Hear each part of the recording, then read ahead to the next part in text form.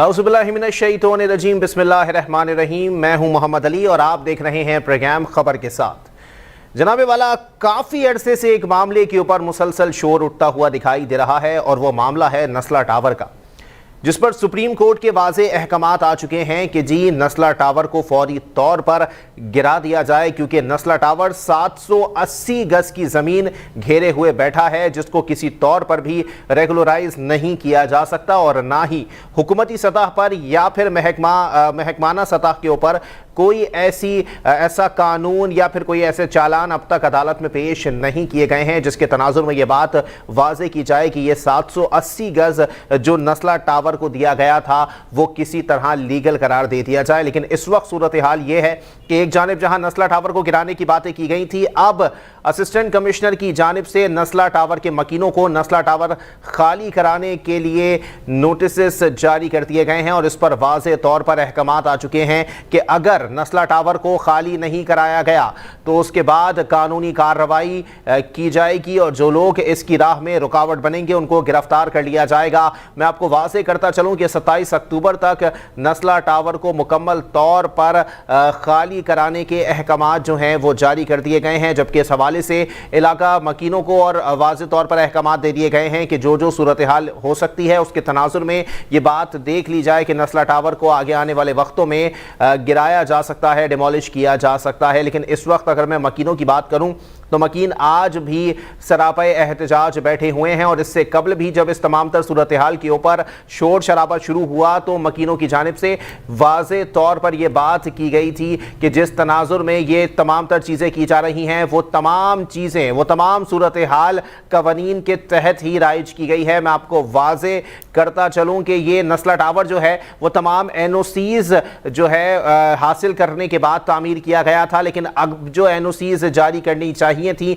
वो NOCs जारी नहीं की गई हैं, जबकि अदालत ने वाज़े कर दिया है कि नस्ला टावर को किसी भी सूरत गिराना है। इसी पर मज़ीद बात करेंगे। हमारे साथ मौजूद हैं आबाद के रुकन भी हैं, खुद भी मारूफ बिल्डर हैं, अब्दुल करीम आढ़िया साहब मेरे साथ मौजूद हैं। बहुत शुक्रिया करीम साहब, आपने अपना कीमती वक्त इनायत किया। आढ़ी साहब, क्या कहना पसंद करेंगे इस तनाजुर के अंदर सर कि एक बार फिर वाज़े तौर पर यह कह दिया गया है कि फौरी तौर पर नस्ला टावर को 27 तारीख तक खाली कर दिया जाए?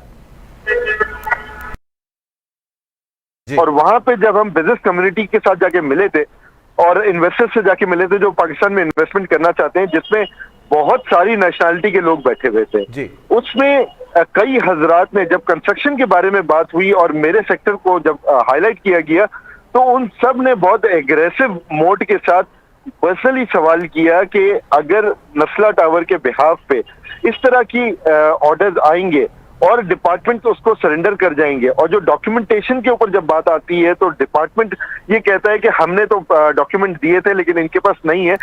अगर इस तरह की बातें करेंगे तो उसकी वजह से वहां पे लोगों का मिजाज ये होता जा रहा है कि हम पाकिस्तान में इन्वेस्टमेंट क्यों करें। डिपार्टमेंट कहता है कि मैंने डॉक्यूमेंटेशन सारी दे दी, बिल्डर कहता है मैंने डॉक्यूमेंटेशन सारी ले ली, जो क्लाइंट है वो बोलता है मैंने पैसे सारे दे दिए, वो रहने के लिए आ जाता है। और उसके बाद अगर सुप्रीम कोर्ट के इस तरह के ऑर्डर्स आए कि जिसको सारे पहलुओं को अगर नजरअंदाज कर दिया जाए और सिर्फ तोड़ने का ऑर्डर आ जाए, ठीक है, सुप्रीम कोर्ट एक पादली हमारा आइकन है एक मुल्क का, एक आइन का, बट उन्हें, मेरा ये ख्याल है पर्सनली, वहां के लोगों का जो मिजाज जब हमने देखा और यहाँ के लोगों का, तो लोगों की बहुत नेगेटिविटी आ रही है पाकिस्तान के खिलाफ। और पाकिस्तान में ये जो प्राइम मिनिस्टर साहब का जो इनिशिएटिव है to bring foreign investment into Pakistan और इन्वेस्टर्स को आप प्रमोट करें, ये सारी चीजें डिमिनिश कर जाएंगी और लोगों का कॉन्फिडेंस पाकिस्तान की गवर्नमेंट, पाकिस्तान के इदारों और पाकिस्तान के बिल्डर हजरात के ऊपर से खत्म होता चला जाएगा। लेकिन आढ़िया साहब देखिए, सवाल यहाँ पर यह भी पैदा होता है ना कि अगर NOCs की बात की जा रही है कि तमाम NOCs जारी करने के बाद ये बिल्डिंग बनाई गई थी, तो अब वो NOCs कहाँ हैं और क्या वो NOCs सही हैं? क्या सुप्रीम कोर्ट को इस पर भी कार्रवाई करनी चाहिए कि जी जो इदारे इसमें मुलव्विस पाए गए या जिन अफसरान के जो है वो दस्ते मुबारक से ये NOCs जारी की गई हैं उनको भी कटहरे में लाया जाए, पहले उनका इंसाफ किया जाए, बाद में इसके डेमोलिशन के ऑर्डर्स आए? देखिए, बहुत क्लियर है ये कि अगर गवर्नमेंट का कोई इदारा, गवर्नमेंट ऑफ पाकिस्तान का कोई भी इदारा अगर आपको डॉक्यूमेंटेशन दे देता है, बिल्डर को कोई भी डॉक्यूमेंटेशन मिल जाता है और उसकी पीसेस वो डाल देता है, तो उसके बाद फिर ना तो बिल्डर की कोई गारंटी होती है, ना बिल्डर उसकी कोई गारंटी दे सकता है, और ना तो जो बायर है फ्लैट का या यूनिट का उसकी कोई गारंटी होती है। और वो इस चीज के ऊपर उसको सजा भी नहीं मिलनी चाहिए, क्योंकि वो गवर्नमेंट ऑफ पाकिस्तान का लेटर मिला हुआ है बिल्डर को जी। ये बात यहाँ पे चैप्टर क्लोज हो जाना चाहिए, क्योंकि हम सारे इन्वेस्टर्स हैं, हम सारे बिल्डर जो है वो पहले इन्वेस्टर बनते हैं, उसके बाद बिल्डर बनते हैं। ये नंबर 1। नंबर 2 ये कि जब इदारों ने आपको डॉक्यूमेंटेशन सारी कंप्लीट कर दी है, उसके बाद कोर्ट्स का, मेरा ये ख्याल है कि ये मेरा जाती ख्याल है कि कोर्ट्स का ये होना चाहिए कि वो गवर्नमेंट के जो इदारे हैं, उनके जो लोग हैं, उन्होंने जिसने डॉक्यूमेंट पे साइन किए उससे सवाल करे। ये हमारा क्या मैटर बनता है कि हम एनओसी लेने के बाद भी जवाब दें, सारी फीसेस पे करने के बाद भी जवाब दें, हम इन्वेस्टमेंट भी करते हैं, इन्वेस्टमेंट करने के बाद भी जवाब दें। अगर हमारे जायज पैसे हैं और हमने जायज पैसे अगर एक हमारे अपने मुल्क में अगर इन्वेस्ट किया है, उसके बाद भी हम क्यों जवाब देते फिरेंगे? बिल्कुल ऐसा ही है। बिल्कुल अब्दुल करीम आडिया साहब, आप मेरे साथ लाइन पर ही मौजूद रहिएगा। बैरिस्टर सलाउद्दीन अहमद साहब भी मुझे ज्वाइन कर चुके हैं, बहुत शुक्रिया बैरिस्टर साहब, आपने अब ये अपना कीमती वक्त इनायत किया। बैरिस्टर साहब क्या कहेंगे सर, अब इदारों की जानिब से नोटिस जारी कर दिया गया है कि मकीन 27 तारीख तक ये जगह जो है वो खाली कर दें और उसके बाद जो है वो डेमोलिशन का अमल भी मुकम्मल कर लिया जाएगा। क्या कहेंगे वकील साहब, इस सूरत हाल के अंदर क्या करे कोई शख्स? देखिए, ये बड़ा जरूरी है। नेचुरली सुप्रीम कोर्ट का ऑर्डर है और वो सब पे बाइंडिंग है, मगर ये बड़ा जरूरी है कि हमारे जो कवानीन हैं और उनकी जो इन्फोर्समेंट है वो बिल्कुल कंसिस्टेंट हो, उसमें जो मयार हो वो हर मौके पे एक हो। अभी जैसे बात की कि जब अगर किसी प्रोजेक्ट को हर किस्म की अप्रूवल्स और एनओसीज तमाम हुकूमती इदारों से मिल जाए और हुकूमत की तरफ से ये बात हो कि ये जमीन जो है ये आपको अलॉट हो गई है, आप इस पे कंस्ट्रक्शन भी कर सकते हैं, सिंध बिल्डिंग कंट्रोल की तरफ से एनओसी मिल जाए कि आप इसमें पब्लिक को सेल भी कर सकते हैं और लोग उसमें आप यूनिट्स भी बेच सकते हैं, तो उसके बाद ये ऐसा अमल होना कि लोगों से जो वहाँ रिहायशी हैं उनके घर छीन लिए जाएं और बिल्डिंग तोड़ दी जाए, तो वो नेचुरली उसमें लोगों को उसमें बहुत स्ट्रॉन्ग रिजर्वेशंस होती हैं उसमें। लेकिन वकील साहब फिर क्या लगता है सर कि आगे आने वाले वक्तों के अंदर इसको बचाया जा सकता है किसी कवानीन के तहत, या फिर अब सूरत हाल यही हो गई है कि जी लाजमी तौर पर कुछ भी कर लिया जाए, कितना भी एहतजाज हो जाए या कितनी भी पिटिशंस दाखिल कर दी जाएं, नस्ला टावर ज्यादा दिन टिकने वाला नहीं है? देखिए, इसमें नेचुरली कोई कानून साजी हो तो डेफिनेटली वैसे भी बच सकता है। दूसरा जो मामला है उसमें सिर्फ इशू लीजेस वगैरह का था कि कोई जो एक्स्ट्रा जमीन थी वो लीज नहीं थी, तो उसमें तो मैं नहीं समझता कि उसमें इतना ज्यादा कोई इतना इशू है। अगर जो लीज करने वाले इदारे हैं वही लीज कर दें तो कोई इतना उसमें तो मैं नहीं समझता इतना कोई इशू है। अगर डेमोलिशन का भी ऑर्डर आ रहा है जी, अगर डेमोलिशन का भी ऑर्डर आ रहा है सर, तो ये भी तो देखना है ना कि जितनी इजाफी जमीन दी गई थी जहां तक वो कायम किया गया, सिर्फ उस हिस्से को डेमोलिशन का ऑर्डर जारी कर दिया जाए, ये ना हो कि पूरा नस्ला टावर ही गिराना पड़ जाए। ये बात भी कोर्ट में ये मुनीर मलिक साहब ने दौरान बहस के बाद की थी कि कम से कम ये तो देखा जाए कि कितना इजाफी जमीन थी, उस इजाफी जमीन पे जो कंस्ट्रक्शन है क्या उस पे सिर्फ डेमोलिशन हो या पूरी बिल्डिंग पे, और उसके लिए कोई टेक्निकल एक्सपर्ट्स मुकर्रर कर दिए जाएं, किसी आर्किटेक्ट या इंजीनियर का काम लगा दिया जाए। बहरहाल जो फाइनल ऑर्डर है उसमें इस बात का जिक्र नहीं है, उसमें डेमोलिशन की बात है। तो नेचुरली तमाम जो हुकूमती एहलकार हैं उन पे तो उनका तो फर्ज है कि वो सुप्रीम कोर्ट के ऑर्डर की कंप्लायंस करें। बिल्कुल ऐसे ही है। बैरिस्टर साहब, आप मेरे साथ लाइन पर ही मौजूद रहिएगा। अब्दुल करीम हाडिया साहब भी मेरे साथ मौजूद हैं। करीम साहब, क्या कहना पसंद करेंगे सर इसके ऊपर, क्योंकि कवानीन इस पे वाजे करते हैं सर, कहते क्या है कवानीन, क्योंकि एक साइड बन जाने के बाद जब ऑक्युपाइड हो जाती है तो उसके बाद उसको गिराना नामुमकिन हो जाता है और इदारों की फाइलों के अंदर भी उसको जो है वो बंद कर दिया जाता है कि अब ये डेमोलिशन नहीं हो सकती। अब क्या सूरत हाल है सर कि तमाम फैमिलीज वहां पर मौजूद हैं, एहतजाज कर रही हैं, लेकिन फिर भी कवानीन दूसरी जानिब देखने में ज्यादा जो है वो खतरनाक दिखाई दे रहे हैं? अड़िया साहब, आपको मेरी आवाज आ रही है? जी बिल्कुल सर, मुझे आपकी बिल्कुल आवाज आई है सर। मैं एक बात आपको फिर दोबारा लेमन लैंग्वेज में ये मैं पहले भी कर चुका हूँ कई बार और अभी दोबारा कहूंगा कि देखें, ये बिल्डिंग है। बिल्डिंग कोई ऐसा नहीं है कि चार दीवारी के अंदर कोई फैक्ट्री के अंदर बन के और यहाँ पे एक ही रात में इम्प्लांट कर दी गई। ये 4 साल लगते हैं बिल्डिंग बनने में। जब बिल्डिंग बन रही थी उस वक्त ये सारे इदारे किधर थे?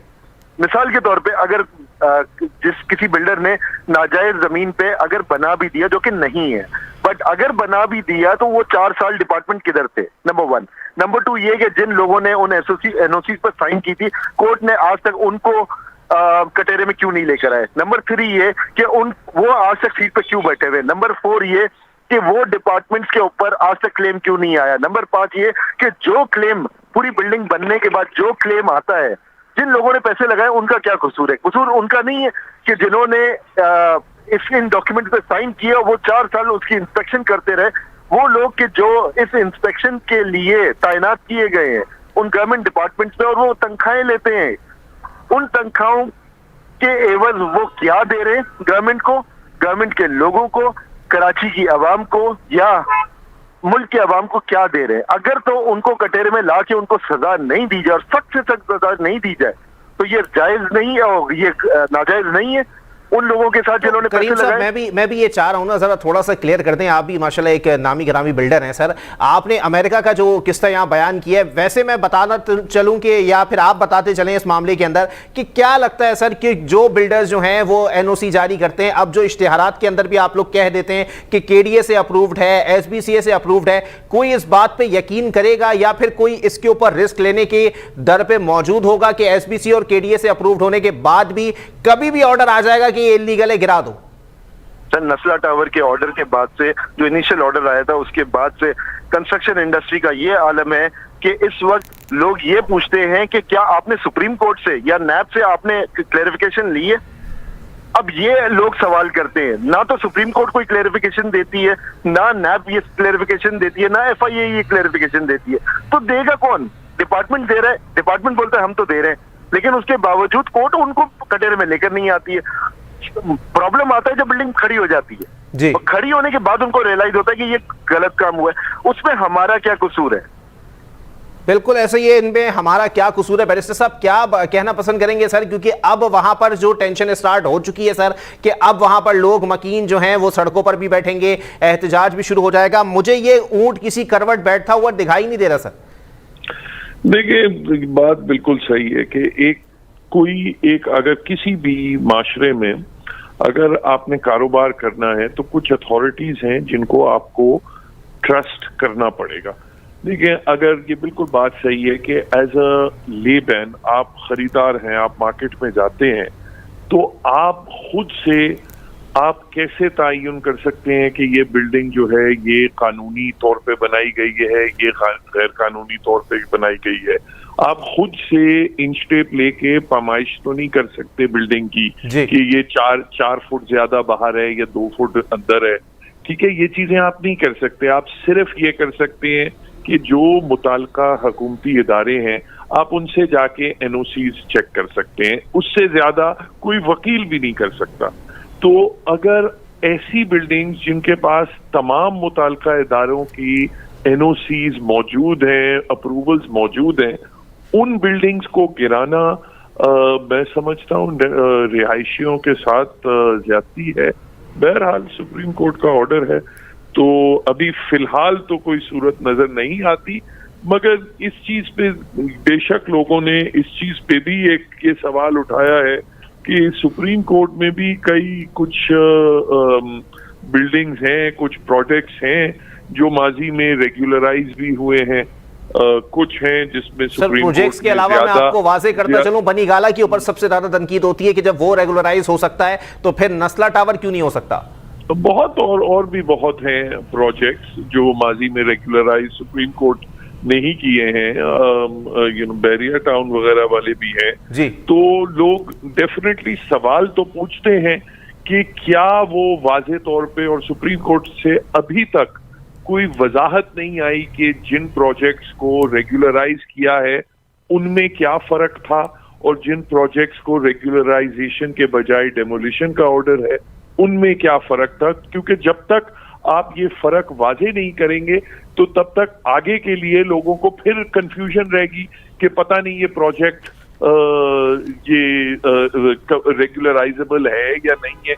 एक लॉटरी चल रही होगी और नेचुरली कानून में जब तक सर्टेनिटी नहीं आती तब तक इन्वेस्टमेंट भी नहीं होती और लोगों की तकालीफ जो है वो बढ़ती जाती है। बिल्कुल ऐसे ही अब्दुल करीम आडिया साहब की तरफ बढ़ूंगा। आडिया साहब क्या कहना पसंद करेंगे सर इस सूरत हाल के ऊपर, क्योंकि अगर सही मानों में ये बात की जाए कि जी अब हर मामला या हर प्रॉपर्टी जो है वो खरीदना जो है वो बहुत ज्यादा रिस्की हो चुका है और लोग इस जानिब बिल्कुल भी राग़िब नहीं हो रहे। दूसरी बात ये सर, नस्ला टावर का इशू आपके और मेरे दोनों के सामने, आपको क्या लगता है सर बतौर बिल्डर क्या कहना पसंद करेंगे, कोई हल निकल सकता है इस मसले का?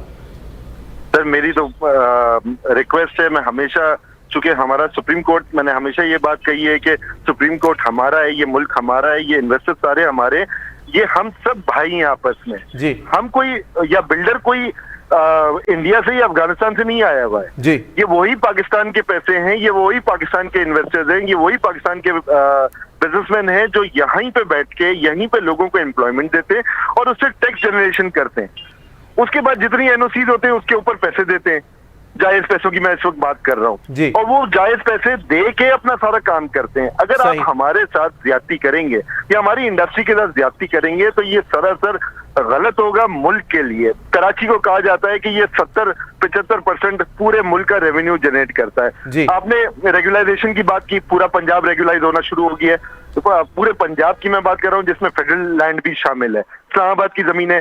क्या गुनाह किया है आडिया साहब, ये भी तो क्लियर करें ना कि कराची रेगुलराइज नहीं हो सकता लेकिन पंजाब हो सकता है। सर ये तो मैं कराची का बाशिंदा हो कि मैं ये बात कहूंगा कि कराची ने क्या गुनाह किया है जी। अगर कराची आपको टैक्स दे रहा है, कराची के बिल्डरों को, कराची के बिजनेसमैन की वजह से आपका टैक्स जनरेशन हो रहा है, आपके लोगों को माशी हल मिल रहा है। कहा जाता है कि कंस्ट्रक्शन सेक्टर सबसे इंपॉर्टेंट सेक्टर होता है किसी भी इकोनॉमी का, जो कि 72 direct and 102 direct and indirect allied industries को चलाता है, जिसमें आपकी स्टील मिलें चल रही होती हैं, सीमेंट चल रही होती है, पाइप, मतलब आप you name it, an industry आपकी चल रही हो। उसके एवज जितने भी लग्जरी आइटम्स हैं आपके, जितना भी आपका क्लोथिंग आइटम है, ये सारी उसी इकोनॉमी ऑफ स्केल के साथ बढ़ता चला जाता है जब आपकी कंस्ट्रक्शन बढ़ती है। आप किसी भी वेस्टर्न कंट्री का आप मिसाल उठा लें, आप किसी भी ईस्टर्न कंट्री का मिसाल उठा लें, बांग्लादेश किस तरह से रिकवर किया, अफगानिस्तान की बात करते हैं कि अफगानिस्तान को कैसे बेहतर किया जाए, उन्होंने भी कहा कि हमें कंस्ट्रक्शन सेक्टर को पहले बढ़ाना है। क्यों किया कि कंस्ट्रक्शन सेक्टर सारे सेक्टरों को चलाता है। आप इसी सेक्टर को बंद करने की कोशिश करें और वो भी उस शहर में कि जो आपको 75% रेवेन्यू स्केल बना के देता है, आपके टैक्सेस को लाके देता है, और उसी सेक्टर को आप अनफॉर्चुनेटली बर्बाद कर रहे हैं। इस तरह के ऑर्डर्स जो हैं वो इन सिचुएशन को बर्बाद करेगा। मेरा फिर वही आपसे रिक्वेस्ट है, आपके चैनल से तवस्सुल से रिक्वेस्ट है, जो हमारा फादरली आइकन है दैट इज सुप्रीम कोर्ट, उनसे रिक्वेस्ट है कि प्लीज इसको नजरसानी की जाए।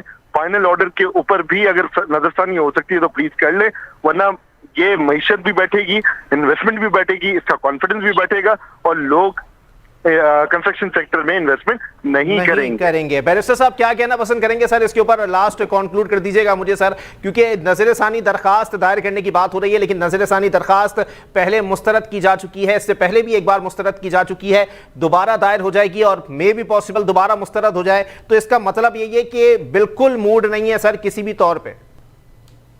देखिए, कानून तो ये है कि रिव्यू एक ही होती है जी। फैसले से इख्तिलाफ जरूर हो सकता है, फैसले की तंकीद भी की जा सकती है, मगर एक बार फैसला आ जाए तो उसको इन्फोर्स करना भी सबका सबकी ऑब्लिगेशन होती है। बहरहाल अब तो मैं सूरत हाल ये डेफिनेटली एक तरीकेकार है कि अगर जो डिफेक्ट्स थे उन डिफेक्ट्स को ही रिमूव कर दिया जाए, चाहे कानून साजी के थ्रू या किसी और तरीके से, तो फिर रास्ता बन सकता है। बहरहाल अभी तो सुप्रीम कोर्ट ने अपना फैसला सुनाया हुआ है, तो वो सब पे लागू है। सब पे लागू है। बहुत शुक्रिया बैरिस्टर सलाउद्दीन अहमद साहब और अब्दुल करीम आढ़िया साहब, आप दोनों ने अपना कीमती वक्त इनायत किया। एक ब्रेक की तरफ जाएंगे, ब्रेक के बाद प्रोग्राम को यहीं से कंटिन्यू करेंगे। नस्ला टावर के ऊपर पॉलिटिकल स्टांस क्या है ये भी देखा जाएगा और वहां के मकीन क्या कहते हैं इस पर भी बात होगी। एक ब्रेक के बाद प्रोग्राम को यहीं से कंटिन्यू करेंगे।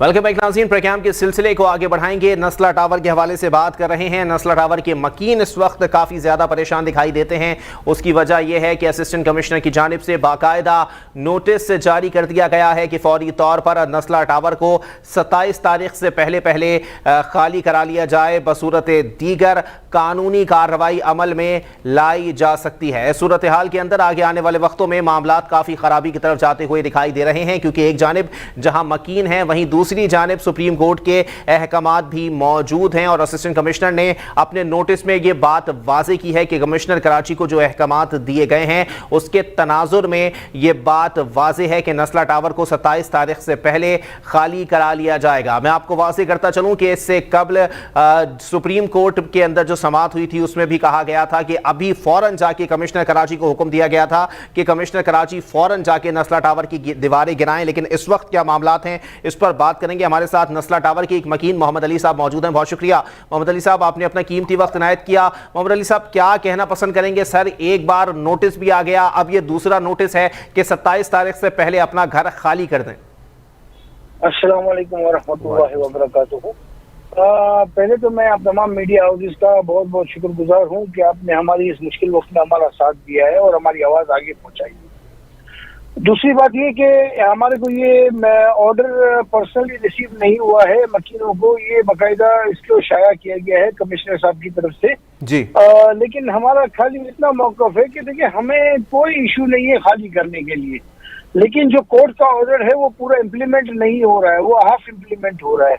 इसमें कोर्ट के तहरीरी हुक्मनामे में ये भी लिखा गया है कि आप मकीनों को कंपनसेशन दें और उनका नेमुल बदल दें। हमारा किसी से कोई झगड़ा नहीं है, हमारे किसी इदारे से कोई रंजिशें नहीं है, हमारी किसी से लड़ाई नहीं है। इस इलाके के अंदर जो हमारी पट्टी है, जो नस्ला टावर वाली पट्टी है, इसमें 41 ऐसे प्लॉट्स है जिनकी कंस्ट्रक्शन हुई हैं और वो सभी अपनी तजावुज़ अपनी जो लीज है उससे आगे निकले हुए हैं। कोई भी प्लॉट यहाँ पे छोटा नहीं है। ये TRG हाउस हो गया, आप इसमें ले लें CDC हाउस हो गया, हर एक ये इस तरह। तो ये बिजली हमारे ऊपर ही गिराई गई है, उससे हमें कोई फर्क नहीं पड़ता है। आप बेशक गिराए, कोई मसला नहीं है, ये आपका हक है। आप इस शहर के बादशाह बने हुए हैं माशाल्लाह, उसमें कोई शक नहीं है। आप हमें हमारे पेमेंट करवा दें और हमसे घर खाली करवा लें। हमें किधर हुज्जत करने की जरूरत नहीं है, ना हम किधर हम लड़ाई करने जा सकते हैं, ना हमारी कोई औकात है। मोहम्मद अली साहब, किससे आप उम्मीद करते हैं कि वो आपकी पेमेंट जो है वो आपको रिफंड कर देगा और उसके बाद आप फ्लैट खाली कर देंगे? सर, आप कोई भी इदारे किसी भी सुप्रीम कोर्ट को चाहिए, कोई भी इदारा मुख्तस कर दे कि भाई आप पेमेंट इनको दे और घर खाली करवाए और बिल्डिंग तोड़ दे। हमें किसी से मुख्तस नहीं, हमें हमारी पेमेंट दे दी जाए, चाहे वो आप बिल्डर से दिलवाएं, चाहे उसकी आप प्रॉपर्टी को रखें, चाहे आप उसको कुछ भी करें, या आप अपनी प्रॉपर्टी तहवील में ले लें। आप हमें हमारी पेमेंट करवा दें, जो मार्केट वैल्यू के हिसाब से हमारी फ्लैट की पेमेंट है वो हमारी तो पेमेंट करवा के आप हमसे घर की चाबियां ले लें। Simple as that. आप इसको गिराएं ना गिराएं हमें कोई फर्क नहीं पड़ता है, क्योंकि ये जो है ये नजला हमारे ऊपर ही गिरना है, क्योंकि हम छोटे आदमी हैं, इसलिए हमको ये बर्दाश्त करना है। और बर्दाश्त के अलावा हमारे पास कोई हल नहीं है, क्योंकि हमारी कोई औकात नहीं है, हमारी कोई बैसाख नहीं है। हम पाकिस्तानी तो है ही नहीं, क्योंकि हमें पाकिस्तानी की हमारे को पाकिस्तान से हट के हमारे ऊपर फैसले आ रहे हैं, क्योंकि पाकिस्तान में ऐसी जगह है जहाँ पे हर चीज के लिए फैसला अलग हो गया है। तो अपने इस्लामाबाद में देख ले रेगुलराइज कर दिया गया, इधर अपने आप देख ले कितनी चीजों को रेगुलराइज किया गया। खाली एक नस्ला टावर को लेके आप उठा के चल दिए कि भाई ये पहले आपने सो मोटो एक्शन लिया। हमारे मोहतरम चीफ जस्टिस साहब को हम दिल से इनकी इज्जत करते हैं, उन्होंने एक्शन ले लिया कि भाई ये नाले पे बनी हुई है। जब नाले पे नहीं बनी हुई थी तो सो मोटो एक्शन खत्म हो गया। 780 गज की आपने कंफर्मेशन कर दी कि 780 गज लीगल है आपका। 341 आपका इंक्रोचमेंट है, 341 का इंक्रोचमेंट है। आपने सिंधी मुस्लिम को तो बुलाया नहीं कोर्ट के अंदर ताकि वो उसको तो भाई सिंधी मुस्लिम एक अथॉरिटी है। जब उनको जब प्लॉट की अथॉरिटी नहीं दी गई थी तो आपने सिंधी मुस्लिम को क्यों बनाया है सोसाइटी? आप उसको भी रद्द करें, तमाम बिल्डिंगों को यहाँ से गिराएं इस रोड के ऊपर। लेकिन मोहम्मद अली साहब, कुरान दरमियान खुदा न खास्ता अगर आपका ये मुतालिबा जो है कि पेमेंट करा दें, चाहे बिल्डर से कराएं या इदारे से कराएं, खुदा न खास्ता कुरान दरमियान ये मुतालिबा आपका मंजूर नहीं होता, तो ये भी बता दें सर कि मकीनों का आइंदा का लाहे अमल क्या हो सकता है? सर हम है ना पूरा मन एहतजाज करेंगे। जो हमारे प्राइम मिनिस्टर साहब ने सिखाया है कि आप रोड पे बैठ जाएं, हम एहतजाज करेंगे। इनको बुलडोजर चलाने तो 100 बिस्मिल्लाह, कोई मसला नहीं है। हम बैठे हुए हैं, हम घर नहीं छोड़ेंगे जब तक हमें हमारी पेमेंट नहीं मिलेंगी। इनको गिराना है गिराए, लेकिन हम इदारों से ये रिक्वेस्ट करते हैं और हाथ जोड़ के हम ये दरख्वास्त करते हैं कि बराए मेहरबानी कोई भी इदारा आए, इज्जत से आए, इज्जत से बात करे, इज्जत से जवाब देंगे। लेकिन कोई बदतमीजी करने आएगा तो हम मार खाएंगे, हम मर जाएंगे, मार खाएंगे। हमारे बीवी बच्चे यहाँ पे मार खाएंगे, हमारे बीवी बच्चों को इनको मारना है तो बेशक मार दे, कोई मसला नहीं है। जहाँ इतनी लाशें गिरती है तो वहाँ ये भी सही। हम बैठे हुए हैं, हमको कोई निकालने आएगा या हमारे पास कोई भी बदतमीजी करने आएगा तो हम अपनी जानों के नजराने पेश कर देंगे, यही हमारा फर्ज है। तो मोहम्मद अली साहब, चले उम्मीद होती है किसी शख्सियत से होती है, किसी हुकूमत से होती है, किसी सियासी रहनुमा से होती है। मैं सुनना चाहूंगा सर कि नस्ला टावर के मकीनों को किस सियासी रहनुमा या किस हुकूमती शख्सियत से उम्मीद है कि उनका ये मसला हल करा के दिया जाएगा? देखिए हम सीधे सिंपल सी बात करते हैं। हमारी जो तमाम उम्मीदें हैं वो इस वक्त सिंध गवर्नमेंट से बंधी हुई हैं। हम ये चाहते हैं कि सिंध गवर्नमेंट हमारी रहनुमाई करे और हमारे लिए इस मौजू पे आगे आगे खड़ी हो ताकि हमारे इस मामला को हल किया जा सके। पीटीआई गवर्नमेंट से मैं उम्मीद यही करता हूं कि वो जरा इस चीजों को देखे, क्योंकि हमारे पीटीआई गवर्नमेंट माशाल्लाह बातें बड़ी अच्छी अच्छी कर रहे हैं कि भाई हाई राइज को बढ़ावा दिया जाए, इसको बढ़ावा दिया जाए, उसको बढ़ावा दिया जाए, लेकिन काम करने के लिए कुछ हो नहीं रहा है। एक तो वैसे ही कोविड ने सबकी कमरें तोड़ दी हैं, ऊपर से महंगाई ने कमरें तोड़ दी हैं। अब मुझे नहीं लगता कि ये इस हालात में हमको अगर किधर से अगर बेघर किया गया तो हमारे पास कोई और जगह है, क्योंकि इधर हालात ऐसे हो गए कि इधर जितने भी रिहायशी है उसमें 60 to 65% जो रहने वाले हैं वो नौकरी पेशा लोग हैं, जिनकी किसी की तनख्वाह 50,000 है, किसी की 60,000 है। अगर उनको निकाल दिया जाएगा तो मुझे ये बता दिया जाए कि वो अगला फ्लैट किराए पे भी लेने के लिए कहाँ जाएंगे, कैसे जाएंगे? तो मोहम्मद अली साहब ये भी बताएं ना सर, किसी की जानिब से कोई यकीन दहानी कराई गई है? क्योंकि जब आप लोगों ने वहां कैंप लगाया था, एहतजाजी कैंप लगाया था, तो कोई ऐसी शख्सियत नहीं थी जिसने वहां का दौरा ना किया हो। सर किसी शख्सियत, किसी वजीर की जानिब से आके आपको ये यकीन दहानी कराई गई हो कि अगर खुदा न खास्ता यहाँ पर कुछ होता है तो हम आपको मुतबादिल देंगे या आपके आंसू पोंछने के लिए हम अपना किरदार अदा करेंगे? नहीं, देखिए हमारे साथ मैं आपको सच्चे हर फोरम पे, हर जगह, हर पार्टी आई है, हमारा साथ देने के लिए हर पार्टी आई है। लेकिन हम बेसिकली ये है वो उनका मकसद, वो भी अपनी हद तक काम कर सकते हैं।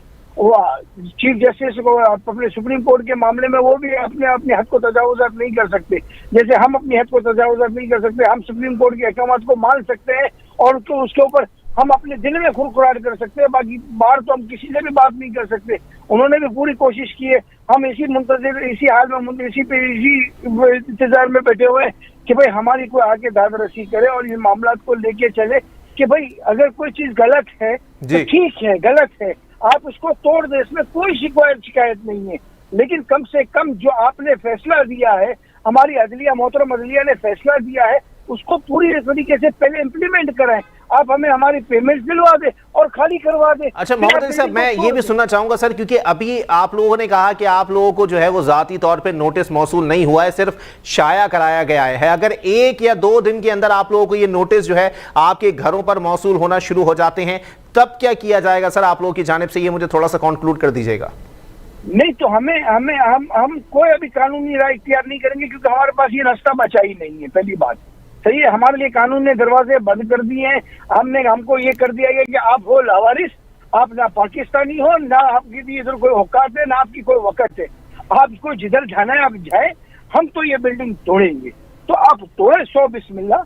अगर आप हमें पेमेंट नहीं देते तो बिस्मिल्लाह करके 2 दिन के लिए आप कल आके बुलडोजर लेके आए।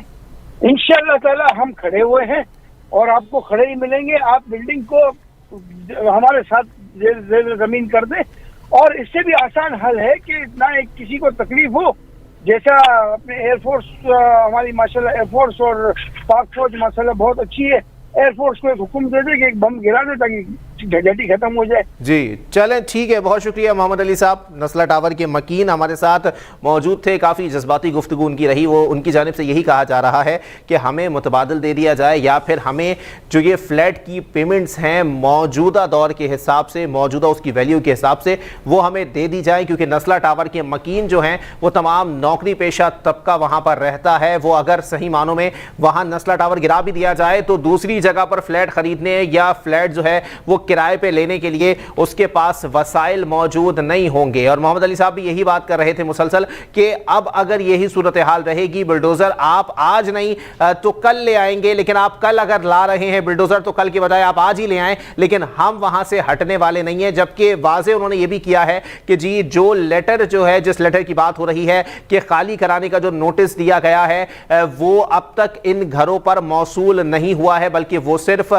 कमिश्नर साहब की जानिब से जो है वो शाया करवा दिया गया है कि नस्ला टावर के मकीन फौरी तौर पर नस्ला टावर में जितने भी फ्लैट्स हैं तमाम फ्लैट्स को खाली कर दें, जिसके बाद सूरत हाल शायद इसी जानिब आ जाएगी कि आगे आने वाले वक्तों में नस्ला टावर को गिरा दिया जाएगा। लेकिन मैं आपको वाज़ेह करता चलूं कि नस्ला टावर के मकीन जो हैं वो काफ़ी परेशानी के शिकार दिखाई दे रहे हैं। और मोहम्मद अली साहब जो हैं वो पहले दिन से नस्ला टावर के मकीनों के लिए खड़े हुए हैं, उनके साथ उनके मुतालिबात को जो है वो हुकूमती शख्सियात और समाजी और सियासी रहनुमाओं के सामने मुसलसल रख रहे हैं। और उनकी जानिब से कहा जा रहा है कि आपको नस्ला टावर गिराना है गिरा दें, लेकिन आप किसी इदारे का तयन करें या फिर बिल्डर को हुक्म दें कि जितने लोग वहां पर रहते हैं, जिन्होंने वहां पर फ्लैट्स खरीदे हुए हैं, उनको फौरी तौर पर उनका मुआवजा दे दिया जाए, उनके पैसे रिफंड कर दिए जाएं, तो वो पहली फुर्सत में नस्ला टावर को खाली करा सकते हैं। यह मैं आपको वाज़ेह करता चलूं कि उन्होंने और भी 10 तरह की इमारतों की निशानदही की है कि इसके अलावा भी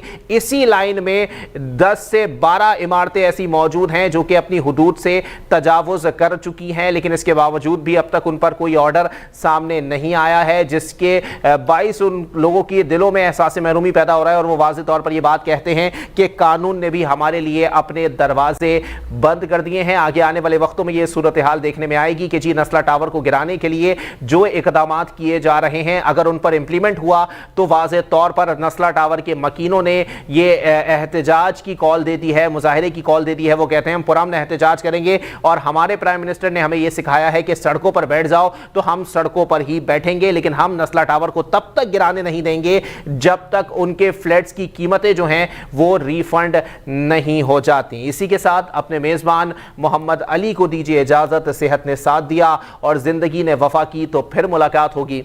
अल्लाह हाफिज।